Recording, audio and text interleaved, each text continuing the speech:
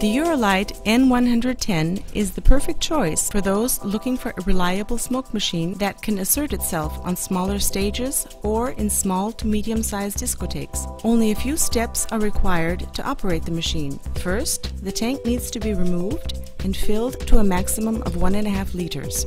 Then, connect it to the mains and switch the device on. The warming up time will take around 4 minutes.